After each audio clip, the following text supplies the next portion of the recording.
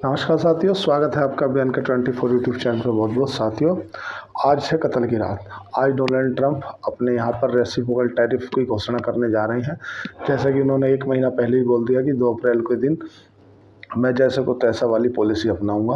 इससे किन किन देशों पे क्या इफेक्ट पड़ेगा या इनकी क्या चीज़ें बदल जाएंगी, इससे ये पॉजिटिव है या नेगेटिव है, इसको थोड़ा सा समझ लेते हैं। देखो साथियों, 2 दिन से क्या है कि FII है ना, फॉरेन इंस्टीट्यूशनल इन्वेस्टर, वो फिर से बिकवाली कर रहे हैं। अभी कल भी 7,000 करोड़ का आंकड़ा आया है जो FII ने बेचा है।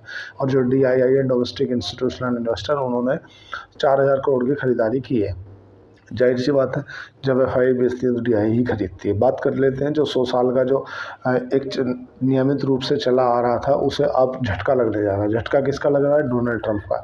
डोनाल्ड ट्रंप ने जो रेसिप्रोकल टैरिफ की घोषणा की है कि मैं सबके ऊपर टैरिफ लगा दूंगा। अब इसमें ये बात रहेगा कि ये नेगोशिएबल रहेगा क्या नॉन नेगोशिएबल रहेगा, मतलब इसके ऊपर आपसी चर्चा की जा सकती है या केवल जो एक लकीर खींच दी वो पत्थर की लकीर होगी, इस तरह की घोषणा करेंगे।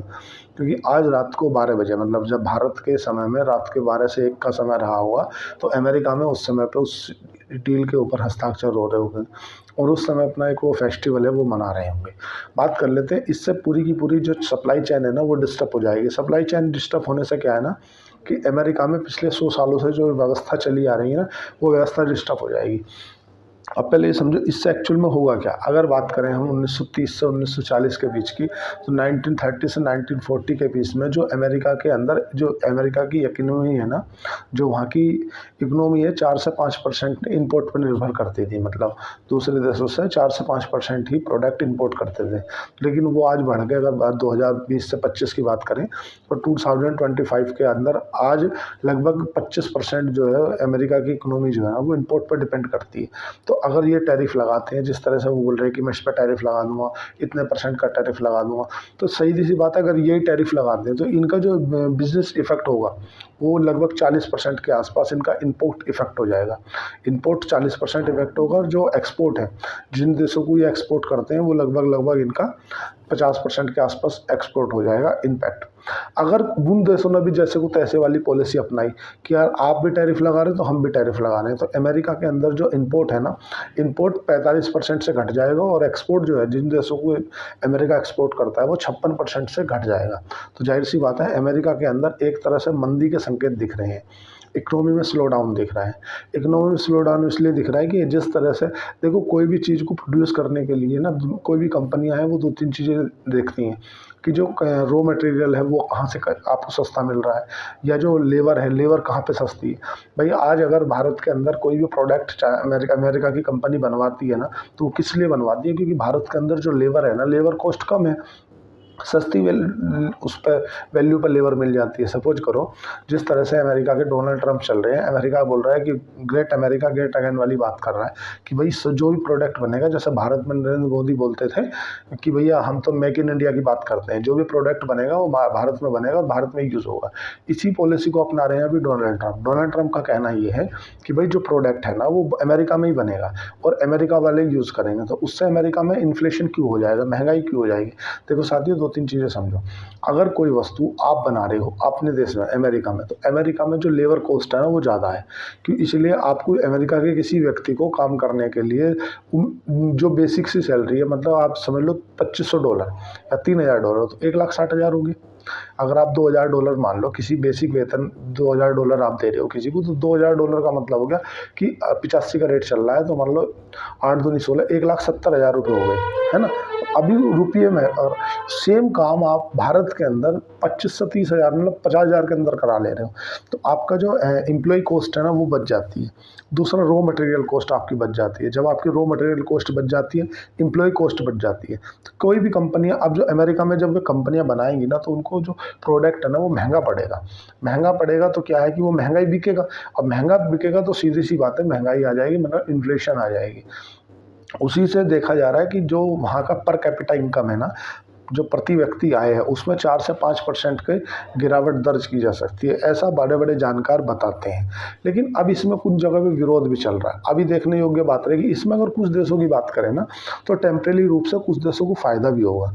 फ़ायदा होने वाले जो देश हैं ना तुम्हारे, वो भारत है, जापान है, साउथ कोरिया है। क्योंकि इन इसलिए फ़ायदा होगा कि जब अगर अमेरिका को ये टैरिफ नहीं कर पाएंगे तो कहाँ से खरीदेंगे, इनके पास में ऑप्शन नहीं बचा। और सबसे ज़्यादा अगर नुकसान की बात करें, नुकसान किसे होगा, तो नुकसान होगा चाइना को, कनाडा को और मैक्सिको को। तो मैक्सिको और कनाडा, देखो अमेरिका की सीधी सी फिलोसफी है ना, अमेरिका चाहता है कि यार कनाडा को अपना 51वां राज्य बना लो, क्योंकि इन पे जो प्रेशर टैक्टिक्स का इस्तेमाल किया जा रहा है कि मैं इतना टैरिफ लगा दूँ, इतना टैरिफ लगा दूँ, ताकि आदमी अपने आप को सरेंडर कर दे तो अमेरिका का हिस्सा बन जाएगा। अमेरिका का हिस्सा बन जाएगा तो फिर फ्री है, फ्री ट्रेड वाली कंडीशन में आ जाएगा। अभी कुछ प्रोडक्ट जो मैक्सिको और कनाडा से आते हैं उन पर इन्होंने जो टैरिफ लगाया था उसको कुछ दिन के लिए टाल दिया था। अब डिपेंड करता है कि आज जो घोषणा करने जा रहे हैं उन घोषणाओं से क्या क्या इफेक्ट होगा। देखो, अगर ऑल ओवर दूरगामी प्रयासों की बात करें, जो बड़े बड़े इकोनॉमी के जानकार हैं, जो फाइनेंस को समझते हैं, अगर उनकी बात करें तो वो ऐसा मानते हैं कि अगर इस तरह के टैरिफ की घोषणा कर देते हैं, बात करते हैं कि ये बोलते हैं कि जो फार्मा है, ऑटो इंडस्ट्री है, टेक्सटाइल है, या जो ज़रूरी सामान है, उन पे अगर ये बोलते हैं कि यार अगर हम पे आप 10% लगाओगे, हम भी आप पे 10% लगाओगे, इस तरह से करेंगे ना तो वो निगोशिएबल रहेगा। निगोशिएबल मतलब मैं आपसे 2% कम कर दे रहा हूँ, आप मेरे पे 2% का टैरिफ कम कर दो। भारत की कुछ प्रोडक्टों पर भारत ने अमेरिका के जो टैरिफ घटाया है, और भारत का ऐसी अपने जो बड़े बड़े कॉरपोरेट हैं, बड़ी बड़ी कंपनियां, उनसे बोला है कि अगर आप कोई प्रोडक्ट किसी दूसरे देश से खरीदते हो ना, तो उसे आप उससे ना खरीद के अमेरिका से खरीदो। क्योंकि जो अमेरिका का है, भारत का जो फिजिकल डेफिसिट है ना, जो व्यापार में डेफिसिट होता है, मतलब अमेरिका को हम 100 रुपये का सामान बेचते हैं और अमेरिका से हम 80 का खरीदते हैं, तो 20 रुपये का अमेरिका को घाटा होता है। तो वो घाटा कवर करने के लिए भारत ने अपने जो यहाँ के व्यापारी हैं, बड़ी बड़ी बिजनेस कंपनियां हैं, उनसे बोला है कि आप वो प्रोडक्ट अमेरिका से खरीदो। जब आप वो प्रोडक्ट अमेरिका से खरीदोगे तो भारत में अमेरिका का जो व्यापार है ना वो सम हो जाएगा, जो कि डोनाल्ड ट्रंप चाहते हैं कि या तो हमारा जो व्यापार है वो तो दोनों का सेम हो, हम भी आपको 100 रुपये का सामान बेचें, आपको 100 का बेचो, बात खराब, बराबर, कोई टैरिफ नहीं, कोई नहीं, सब दिक्कत नहीं। लेकिन ऐसा होता है कि आप हमें बेचते हो 120 रुपये का, हम बेचते हैं 100 रुपये का, तो हमारा 80 रुपये का घाटा हो जाता है।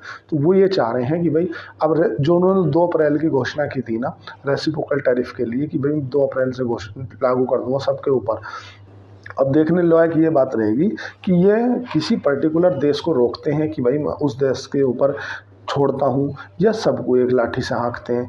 क्यों, हालांकि जो डोनाल्ड ट्रंप है ना वो एक तरह से जैसे बोलते हैं ना नेताओं में भड़काऊ बयान वाले, तो वो क्या है, मुंह के बड़ बड़े हैं, वो कुछ भी बोल देते हैं, बाद में उन्हें भले पीछे हटना पड़े वो सेकेंडरी है, लेकिन एक बार को तो बोल देते हैं कि मैं ऐसा कर दूंगा।